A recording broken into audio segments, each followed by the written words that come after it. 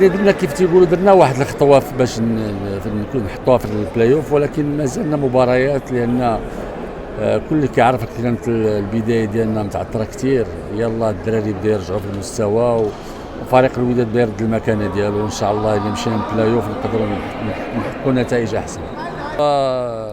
صراحه الوينرز بلا بهم ما نقدروش نكونوا، يعني جاو حفزوا الدراري، والدراري جاو محفزين من جهتهم وعاونونا، وكنشكرهم. شكرا. اولا واخيرا ديما وداد، والحمد لله على هذا الانتصار هذا اللي جا من بعد عناء طويل، وكما كتعرفوا الديربي عنده واحد الطابع كبير، والحمد لله ربي ما خيبناش وافتتحنا الفوز في هذه المباراه. وهذا الشيء كيرجع للجماهير الغفيره ديال الوداد اللي ديما كتساندنا وجات سانداتنا البارح ديما وداد، وكنشكروا الجماهير ديالنا. والله لاهيك وكان لاهيك كنعطيناهم 40 نقطه. والله شيء زوين كيوت.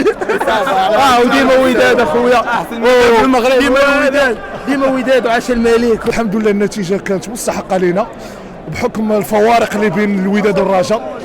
هذا الشيء كيتثبت في رقعه الميدان ما بين الالو والروتور، والحمد لله. وكنشكر الدراري بزاف، وما عندنا ما نقولوا الحمد لله وعواش المبارك. ان شاء الله حنا باغي نمشيو بلاي اوف اخويا، وغنديروا ان شاء الله غنديروا اللي في زادنا باش نمشيو بلاي اوف. وهذا الانتصار هذا غيكون واحد الدافع علينا من بعد معاناه. انت راه كتعرف مزيان كندوزو من ازمات كثيره في هذا الفرع هذا.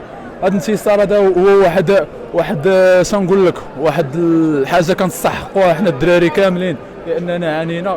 كنتمنى من الله يوفقنا في المستقبل، والناس تجي وتدعم الدراري هادو، ان شاء الله ما يكون الخير. واخويا حنا كنشكروهم اخويا، انا راه منهم اخويا، انا اخويا راه منهم، انا وين اخويا. شنقول لك، جاو دعمونا وهضروا معنا، وحنا ما رديناش لهم، لان هذا واجب علينا اننا كندافعوا على هذا القميص هذا، وان شاء الله غنبقاو ندافعوا عليه تنموتوا اخويا.